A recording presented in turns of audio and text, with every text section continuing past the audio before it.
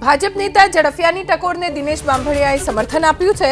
પાટીદાર યુવાનોને વ્યસનથી દૂર રહેવાની પાટીદાર નેતા બાંભણિયાની અપીલ। તેમણે કહ્યું કે ન માત્ર વ્યસન, ખેતી અંગેની ગોરધન ઝડફિયાની વાતને મારું સમર્થન। ખેતી અને જમીન પાટીદાર સમાજની ઓળખ। ગોરધનભાઈ ઝડફિયા દ્વારા જે પાટીદાર સમાજને સલાહ આપવામાં આવી છે તેમાં હું સમર્થન કરું છું। ગુજરાતના તમામ પાટીદાર યુવાનો આ વ્યસનથી દૂર રહે અને સાથે સાથે જે ખેતીવાડીની વાત કરવામાં આવી છે, એગ્રીકલ્ચરને પ્રાધાન્ય આપવાની જે વાત કરી છે એને પણ હું સમર્થન કરું છું।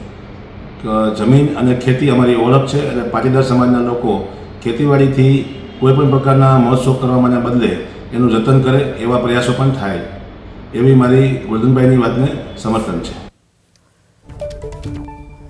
તો ભાજપ નેતા ગોરધન ઝડફિયાની ટકોરને ભાજપના નેતા અલ્પેશ કથિરિયાએ પણ સમર્થન આપ્યું અને કહ્યું કે ગોરધન ઝડફિયાની પાટીદારોને વ્યસનથી દૂર રહેવાની ટકોર। ગોરધનભાઈને અમારા વર્ષ નથી એટલો રાજકીય અનુભવ છે। પાટીદાર સમાજે પણ ગોરધનભાઈની ટકોર અંગે ચિંતન મનન કરવું જરૂરી। પીળું પ્રવાહી લેતા લોકોનો સમાજ બહિષ્કાર કરે। પીળું પ્રવાહી લેનારને સુખ દુઃખના પ્રસંગમાં ન આપવો જોઈએ પ્રવેશ।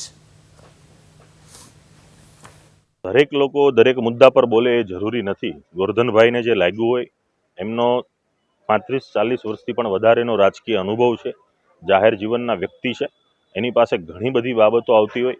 સમગ્ર ભારતમાં ભરમાં ફેર્યા છે, કુર્મી સમાજનું પણ નેતૃત્વ કરે છે, ગુર્જર સમાજમાં પણ જાય છે, પાટીદાર સમાજના પણ વડીલ છે, એટલે એની પાસે સમાજની જે બદીઓ છે, જે દૂષણો છે એ આવતા હોય છે અને સમાજને જે મંચ પર હતા એમાં મને લાગે છે કે ગોરધનભાઈ સૌથી મોસ્ટ સિનિયર વ્યક્તિ હતા એ મંચ પર અને સમાજના વડીલ તરીકે એને ટકોર કરી છે। તો કોંગ્રેસના પાટીદાર નેતાના પ્રહાર ગોરધન ઝડફિયાના નિવેદનને લઈને ગીતાબેન પટેલે પ્રહાર કર્યા। ગોરધનભાઈ સલાહ નહીં સૂચન કરવું જોઈએ તેવું કહ્યું અને સાથે બોલ્યા કે પાટીદાર જ નહીં તમામ સમાજે આ દૂષણને ડામવું જરૂરી। ગોરધનભાઈ દારૂના ટ્રક ગુજરાતમાં ઘૂસે છે તે બંધ કરાવવા જરૂરી।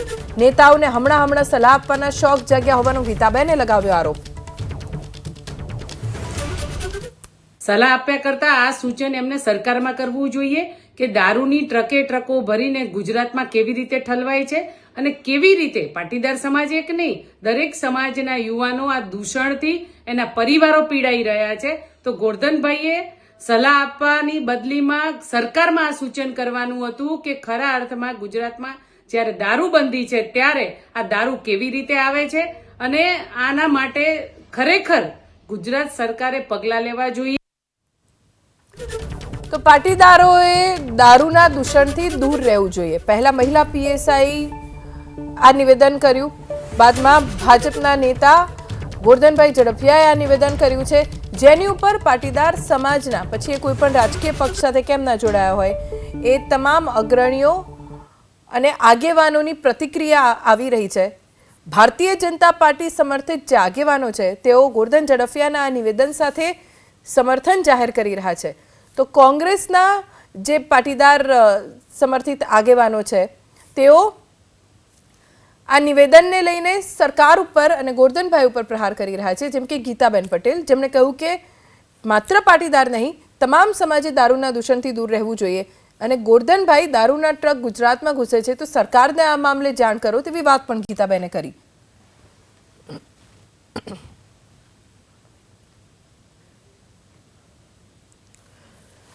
પાટીદારોમાં દારૂનું દૂષણ આ મુદ્દો ઘણા સમયથી ચર્ચાતો આવ્યો છે।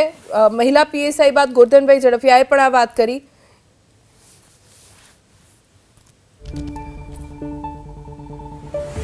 તો મહિલા પીએસઆઈએ અગાઉ નિવેદન કર્યું ત્યારે અનેક પાટીદારોએ વિરોધ કર્યો હતો, પણ ગોરધન ઝડફિયાએ નિવેદન આપ્યું તો તમામની બોલતી બંધ થઈ ગઈ। મહિલા પીએસઆઈના નિવેદનને અયોગ્ય ગણાવનારા હવે ગોરધન ઝડફિયાના નિવેદનને યોગ્ય ગણાવી રહ્યા છે। મહિલા પીએસઆઈ મેંદપરાએ જ્યારે નિવેદન કર્યું કે તેઓ નશાના ગુનામાં યુવાનોને પકડે છે, તેમાં મોટા ભાગના પાટીદાર યુવક હોય છે, તો કેટલાકે એમ કહી દીધું કે એ તો બહેનનો વિસ્તાર પાટીદાર વિસ્તાર છે અને ત્યાંથી લોકો પકડાય છે વધારે અને એ પાટીદાર ત્યાં વધારે વસે છે એટલા માટે વધારે પાટીદાર યુવાનો હોય છે। પણ હવે જ્યારે ભાજપના નેતા ગોરધનભાઈ ઝડફિયાએ નિવેદન આપ્યું તો તમામ લોકો આ નિવેદનને આવકારી રહ્યા છે। ગોરધનભાઈને સમાજના વડીલ અને મુરબ્બી ગણાવીને તેમણે જે ટકોર કરી છે તેની ઉપર ચિંતન અને મંથન કરવું જોઈએ તેવી સલાહ આપી રહ્યા છે. ત્યારે બંને વાત એક જ કરી છે કે પાટીદાર સમાજમાં દારૂનું દૂષણ ઓછું થવું જોઈએ, યુવાનોને દારૂની બદીથી દૂર રાખવા જોઈએ અને શિક્ષણમાં વધુ ખર્ચ કરવો જોઈએ. આપને સંભળાવીએ કે મહિલા પીએસઆઈએ શું નિવેદન આપ્યું હતું. હું તમને સરથાણા પોલીસ સ્ટેશનની વાત કરું. સાંજે અમે લોકોનું કામ છે કે સૌથી વધારે નશાની હાલતમાં હોય એમના કેસ કરવા. એટલે અમે અમારા ટાર્ગેટ ઉપર નીકળતા હોય છે કે આટલા કેસ આજે કરવાના છે. એમાંથી 15 છોકરા લાવ્યા હોય, એમાંથી 10 છોકરા પટેલ સમાજના હોય છે. આ વસ્તુ વિચારવાની વાત છે.